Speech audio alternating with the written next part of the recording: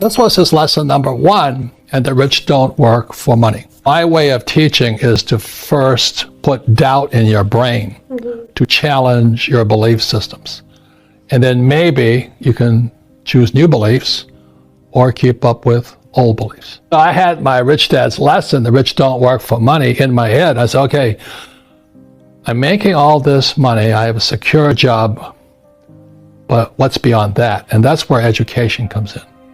Financial education is about not working for money. Like one of the first questions when I finally realized what my rich dad was saying, I said, well, when do I never need a paycheck again? When would I never need a paycheck again? Because as long as you need a paycheck, be it from an employer, and my goal when I was about your age, a little older, around 25, I said, my goal is to never need a paycheck again from anybody. Even the government. I don't want any Medicare, Social Security, or whatever. Well, I was a military pilot, so you got to get the military pilot pension. I said, you do, but I'm not going to. And just because of this here, that was the difference. Because I never wanted to work for money to need a paycheck. This here, in simple terms, is called a financial statement.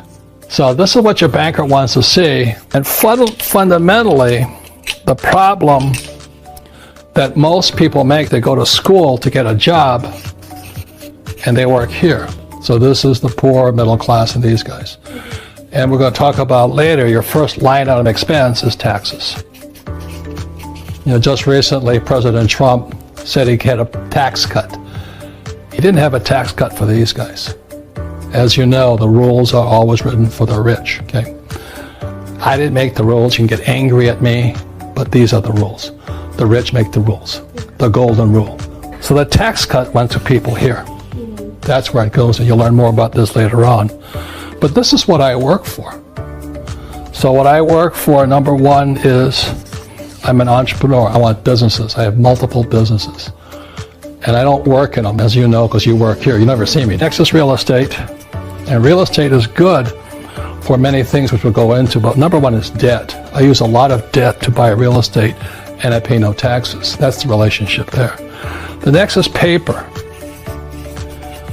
And that's savings, stocks, bonds, mutual funds, ETFs, and that stuff. I don't have any of that stuff. I don't save money. I don't have any of that. But this is what most people have: go to school, get a job, get a 401k, and save money.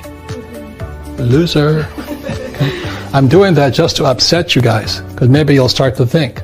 Because I didn't make the rules. I'm just telling you these are the rules. These people pay the highest taxes, and they work the hardest. And the last are commodities, 4 different asset classes. So commodities are, number 1 is gold, silver, oil, land, water, food. So this is what I work for. When I left school, rather than working for a paycheck and working for money, my education had to go beyond getting a job, which I had a good job. But I now had to start, when I left school, about your age, the thing I focused on first actually was commodities. So back in 1972, I started buying gold. Today you have Bitcoin. It's different. Okay? Everything is changing so rapidly today.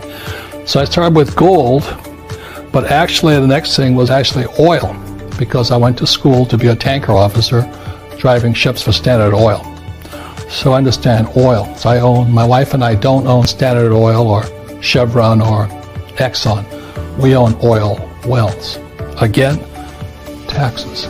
You get no tax breaks for owning paper oil. Huge tax breaks for owning real oil. And then I went into real estate. Why? Because I can use debt to buy real estate. And because I use debt, I pay no taxes. And then third, I started my business, my first real business. I had many businesses as a kid, but my first real business was a nylon and Velcro surfer bullet business. And I went worldwide right away. The trouble is I was an idiot, and the business went up and the business came down.